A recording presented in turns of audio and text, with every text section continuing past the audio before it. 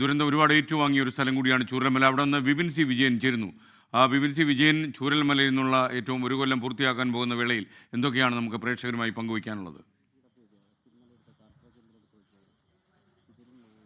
SKN ചൂരൽമലയിൽ ഈ പറഞ്ഞതുപോലെ തന്നെ ഇവിടെ ഇനിയുള്ള ആളുകൾ താമസിക്കുന്ന അവരുടെ ഒരു ജീവിതത്തെക്കുറിച്ച് കൂടി പറഞ്ഞു പോകേണ്ടതുണ്ട്. കാരണം ഈ ഒരു ഭാഗം മുഴുവൻ ഇതായിരുന്നു ഇവിടുത്തെ ഒരു അങ്ങാടി ഉണ്ടായിരുന്നത്. ഒരുപാട് കടകൾ ഉണ്ടായിരുന്നു, അതൊക്കെ സജീവമായിരുന്നു. അത് എല്ലാം ഇങ്ങനെ അടഞ്ഞു കിടക്കാൻ തുടങ്ങിയിട്ട് ഏകദേശം ഒരു വർഷമാകുന്നു. കാരണം അതിൻ്റെ ഇടയിൽ ഈ കടകളൊക്കെ ഒന്ന് തുറന്ന് പ്രവർത്തിക്കാനുള്ള ഒരു ശ്രമങ്ങളൊക്കെ ഉണ്ടായിരുന്നു. പക്ഷേ പിന്നീട് ഇവിടെ താമസയോഗ്യമല്ല, അല്ലെങ്കിൽ കടകൾ ഇവിടെ പാടില്ല എന്നുള്ള ഒരു നിർദ്ദേശം വന്നതിനെ തുടർന്ന് ഇവിടുത്തെ വൈദ്യുതി ബന്ധം മുഴുവനായിട്ട് കളയുകയും ഒപ്പം തന്നെ ഇവിടെ നിന്നും കുറച്ച് അകലെ മാത്രമേ കടകൾ പാടുള്ളൂ എന്നുള്ള നിർദ്ദേശം സർക്കാർ വയ്ക്കുകയുമായിരുന്നു.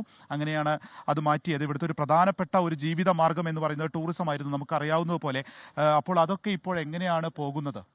ടൂറിസം മേഖല എന്ന് പറയുന്നത് ഇപ്പോൾ സ്തംഭിച്ചൊരവസ്ഥയിലാണുള്ളത്. കാരണം പുറം ലോകത്തുനിന്ന് വരുന്ന ആളുകൾ മേപ്പാടി മുതൽ ചൂരൽമല വരെ എല്ലാ കടകളും ഇപ്പോൾ അടച്ചിട്ടൊരവസ്ഥയിലാണുള്ളത്.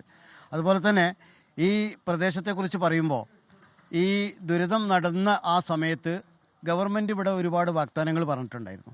അതൊന്നും നടപ്പാക്കിയില്ല. അതായത് ഇവിടുത്തെ ജനങ്ങൾ പുതിയതായിട്ടൊന്നും ആവശ്യപ്പെടുന്നില്ല.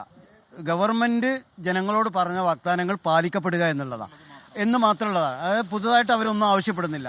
കാരണം ഈ ദുരിതം നടന്ന സമയത്ത് ഇവിടെ മുട്ടിൽ വെച്ചുകൊണ്ട് ചീഫ് സെക്രട്ടറി ഒരു പ്രഖ്യാപനം നടത്തി. 1000 ചില്ലാനം വീടുകൾ തരാം എന്ന് പറഞ്ഞിട്ടുണ്ട്.